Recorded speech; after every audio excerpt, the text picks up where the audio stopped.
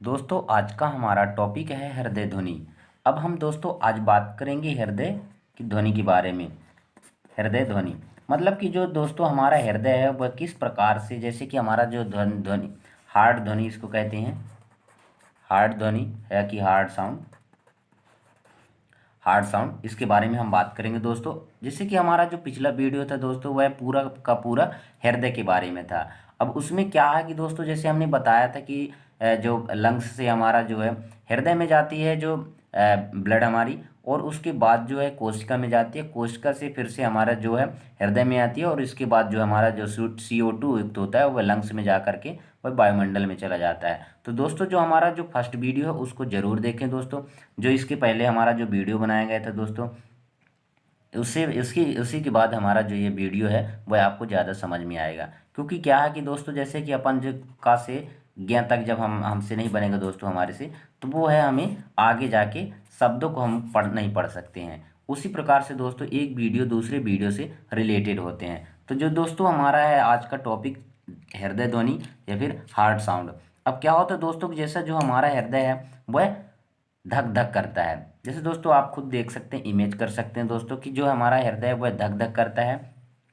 तो उसी से हम एक ट्रिक लेके आए हैं दोस्तों कि यहाँ पे लिख लेंगे हृदय ध्वनि। अब हृदय ध्वनि में क्या होगा दोस्तों कि जैसे हम धक धक करता है दोस्तों, जैसे कि हम खुद इमेज कर सकते हैं धक धक, जैसे कि हम देख सकते हैं या फिर खुद इमेज कर सकते हैं दोस्तों कि जैसे कि हमारा धक धक जो हमारा हृदय है वह हमेशा धक धक करता रहता है। तो क्या होगा दोस्तों कि इसी प्रकार से हम याद कर सकते हैं एक जो हमारा है, इसको कहते हैं लब और इसको कहते हैं डब, लब डब। उसी प्रकार से याद कर सकते हैं दोस्तों कि जैसे धक धक उसी प्रकार से लब डब, लब डब याद कर सकते हैं। क्या होता है तो दोस्तों की जो हृदय से वो है हमें दो प्रकार की ध्वनि निकलती है, दो प्रकार की ध्वनि लब और डब।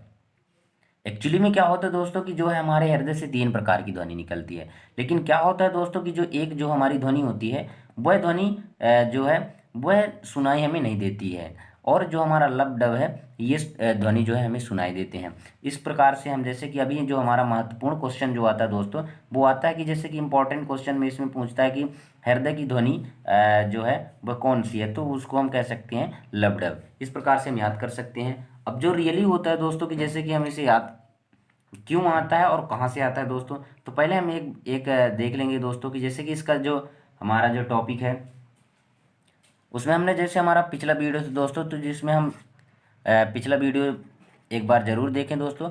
और इसमें जैसे इसका कहना है दोस्तों कि द्विनली व त्रिनली, द्विनली व त्रिनली जो कपाट होता है दोस्तों, द्विनली कपाट त्रिनली या द्विनली कपाट होता है।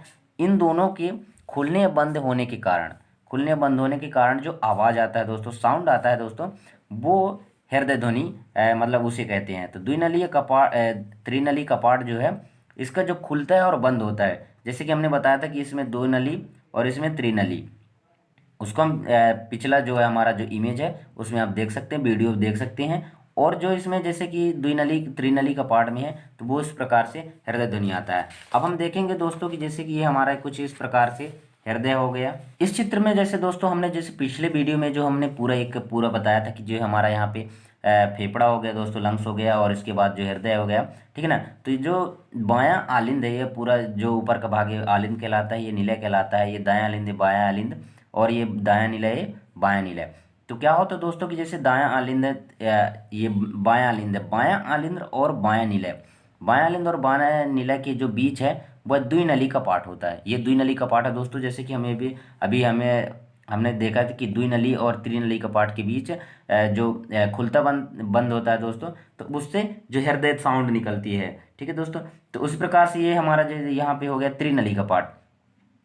दायां आलिंद्र और दायां निलय, दायां आलिंद्र और दायां निलय के बीच जो हमारा त्रिनली का पार्ट होता है दोस्तों, अब इस त्रिनली का पार्ट की वजह से यह खुलता बंद होता है दोस्तों। तो इसके खुलने और बजने मतलब बंद होने से क्या होता है कि आवाज़ आता है।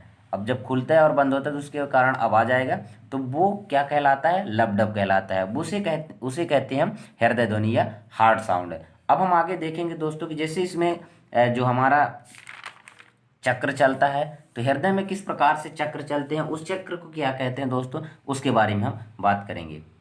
जैसे उसमें वजह पूछता है, जैसे कि आपसे कोई पूछता है कि हृदय की जो ध्वनि है वह क्यों आती है, और तो आप बता सकते हैं कि द्विनली कपाट व त्रिनली कपाट के बीच मतलब जो खुलने बंद बंद होने की से जो आवाज़ आता है उससे जो हमारा हृदय धक धक होता है। अब हम आगे देखेंगे दोस्तों कि जो हमारा हृदय चक्र है वो किस प्रकार से है, मतलब कि जैसे कि जो हमारा ब्लड है वो जाता है तो किस किस प्रकार से कौन कौन सी क्रिया होती है। अब हम दोस्तों हृदय चक्र के बारे में बात करेंगे कि जो हमारा ब्लड है वो किस प्रकार से जाता है, उसमें क्या कौन कौन सी क्रिया होती है। तो इसमें हम देखेंगे कि हमारा जो है 4 प्रकार से हम जो चक्र पढ़ेंगे दोस्तों।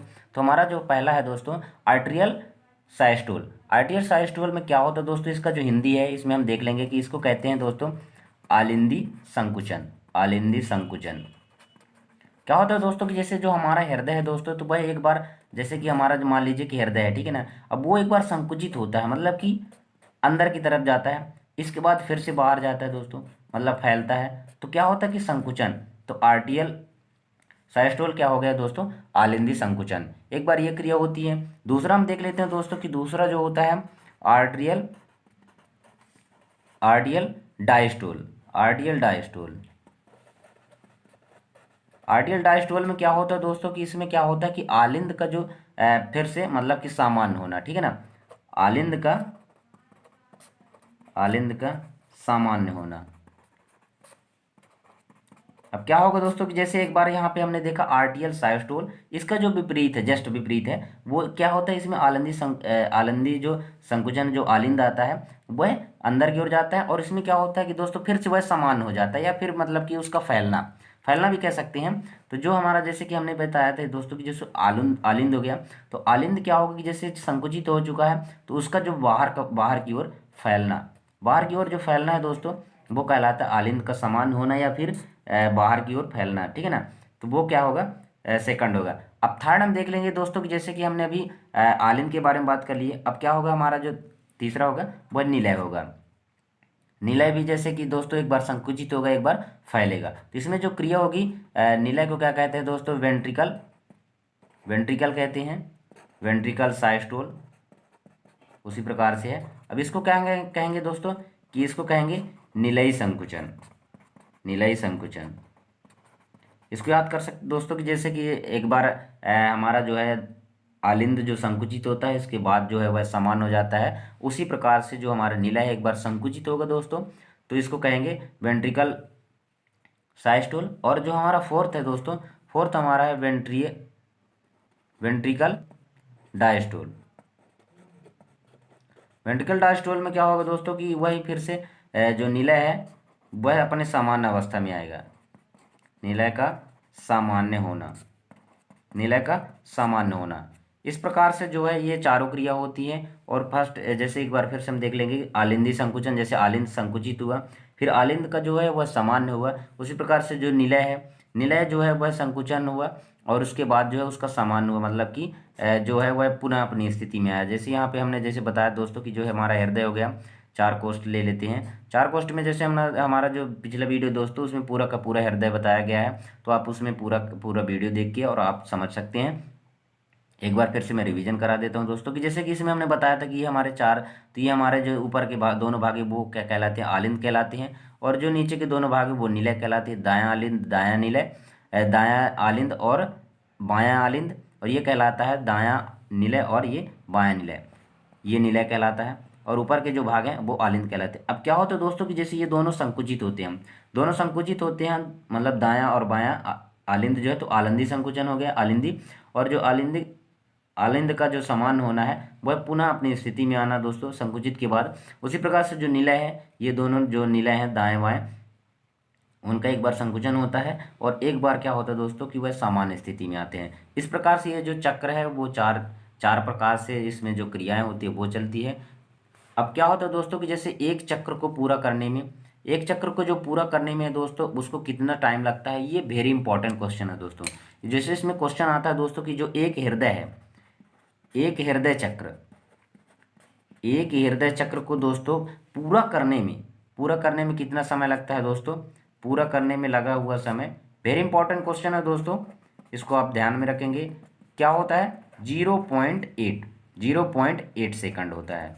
मतलब 0.8 सेकंड जो लगता है दोस्तों, वो एक चक्र लगता है।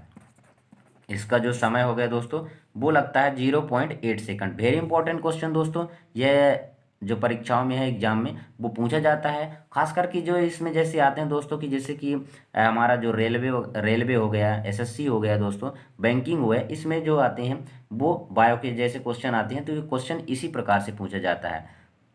ये हमारा जो है इस प्रकार से जो हमारा हृदय चक्र है ये कंप्लीट हो गया दोस्तों। और जैसे कि हमने इसके पहले जो देखा वो है हृदय ध्वनि, उसके बारे में भी हमने बात किया। तो दोस्तों यदि वीडियो अच्छा लगा हो तो हमारे वीडियो को लाइक कीजिए, सब्सक्राइब कीजिए एवं शेयर कीजिए। तो दोस्तों जल्द ही हमारा जो नेक्स्ट वीडियो आएगा दोस्तों, वह आएगा हमारा ब्लड प्रेशर में होगा दोस्तों। उसको आप एक बार जरूर देखिए दोस्तों। और जो हमारा इस प्रकार से जो क्रम चल रहा है उसमें हमारे प्रत्येक वीडियो आप जरूर देखिए, क्योंकि क्या है दोस्तों कि आपकी तैयारी को हम भी चाहते हैं दोस्तों कि आपका सिलेक्शन हो जाए। धन्यवाद दोस्तों।